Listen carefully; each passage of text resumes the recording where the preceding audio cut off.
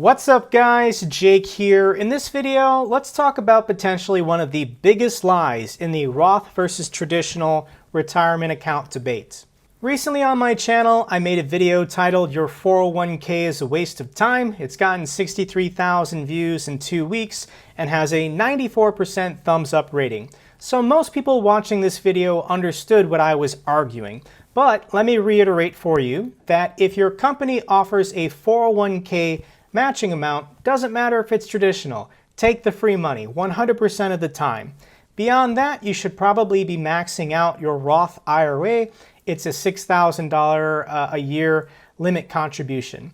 However, what do you do beyond that? What is the third step in saving for retirement? And in this video, I made the argument for an ordinary taxable brokerage account before trying to max out a traditional 401k.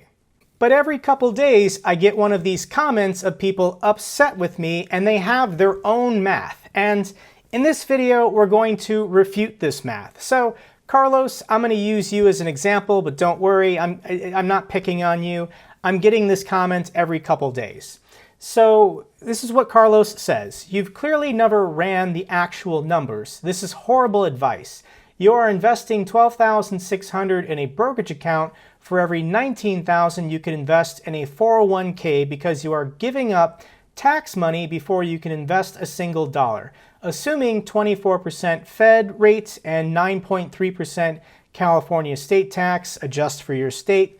So he's arguing in a traditional account, you're putting in $19,000 per year, assuming an 8% return over 35 years, you can get $3.6 million.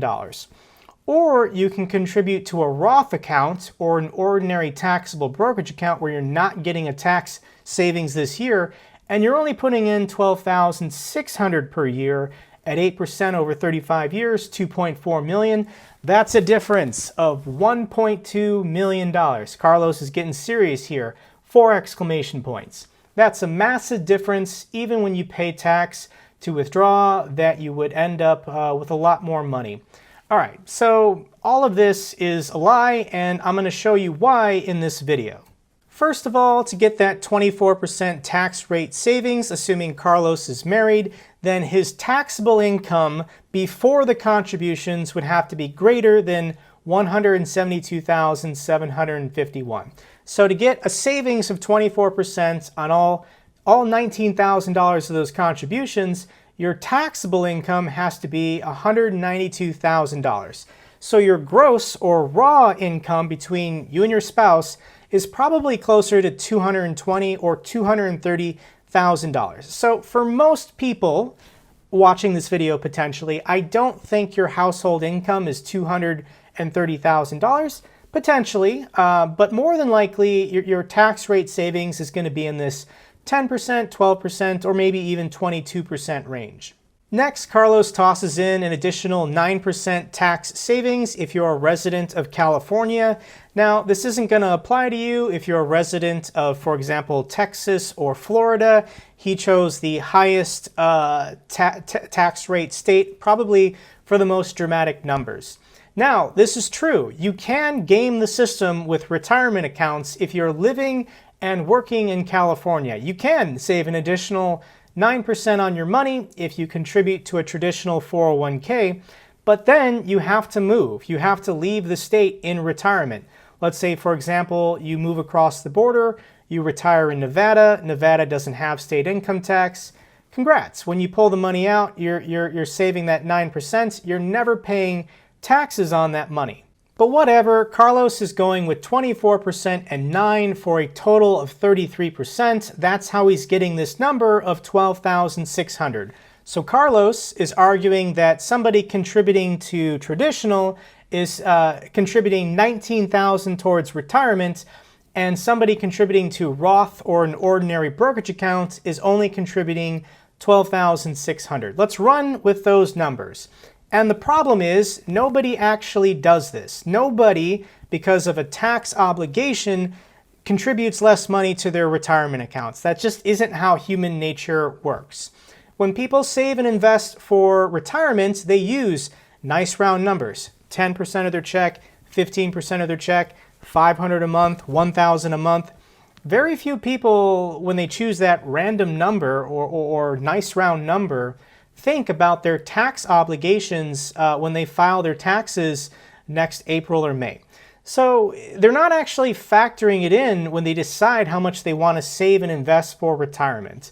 So getting this 24% savings, yes, the person contributing to traditional is getting it, but what are they doing with it? Are they somehow investing it in another way, or are they just spending it on a new car and a nice vacation? Where I'm going with this is a person who's saving for retirement in a Roth account is always saving more money than somebody putting money in a traditional account. Let's do the easiest number here with a traditional IRA and a Roth IRA. Person A maxes it out at $6,000 a year. Person B, $6,000 a year. At 30 years or whatever, when you turn age 60, who has more money to live on in retirement? It's always the person who contributed to Roth, because the person who contributed to traditional is always going to have to pay their marginal tax rate when they take money out.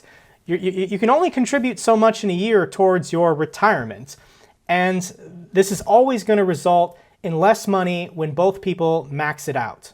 And the people who argue in favor of traditional retirement accounts will always make this bizarre argument that somebody contributing to a Roth account is putting in less money, as if there's some kind of gate guard there who just automatically scoops away 33%. That isn't what happens. You can put in as much money as you want up to the contribution limit.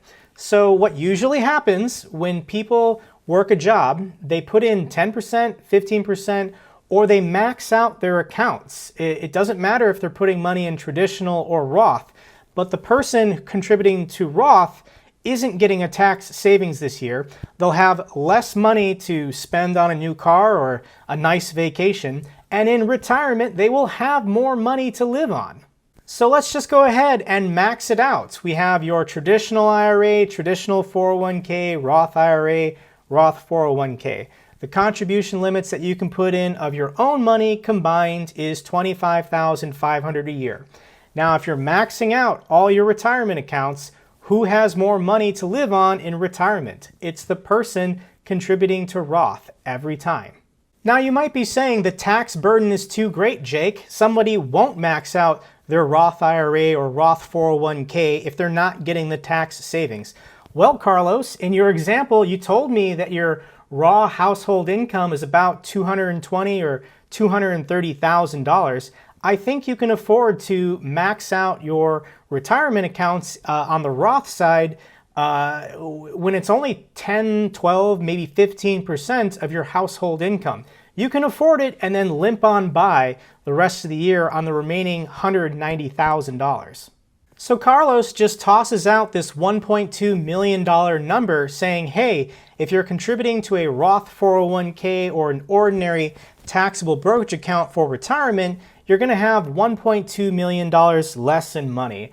And that just isn't true. If somebody can afford it, 10%, 12%, 15% of their income, to max out all of their tax-deferred, tax-advantaged retirement accounts, it's $19,000 going in traditional versus $19,000 going in Roth. The person in Roth has the exact same amount as traditional, assuming the investments are the same, except this person who contributed to traditional is going to have to pay their marginal tax rate on withdrawals forever. So over their lifetime, they're the ones probably with $1.2 million less to live on in retirement. For that reason, I don't recommend people max out their traditional. Yes, take the company match. Yes, go with your Roth IRA. But beyond that, do you want to then start maxing out a Roth 401k and tie up your money until you're 60 years old? Or do you want to just start saving for retirement now, try and retire early, age 40, 45, 50, and just be saving in an ordinary taxable brokerage account? If you just buy and hold index funds until you're ready to retire, it's very easy to get that long-term capital gains tax rate of 0%. So if you can pay 0% when you stop working your other jobs, by selling assets in an ordinary brokerage account, it's the exact same thing as a Roth 401k or a Roth IRA, except there's no age limit when you can retire. That is the advantage, that is the appeal to me, and what I wanted to argue for you guys about ordinary brokerage accounts. Okay guys, if you enjoyed this video, give me a thumbs up so the algorithm knows it's good. In addition, if you guys think I'm an idiot, go ahead and leave me a comment down below. I love hearing from you guys. I love seeing your version of facts and your version of math because who knows, maybe I'll make a video refuting it. Love you guys. Till the next video, take care.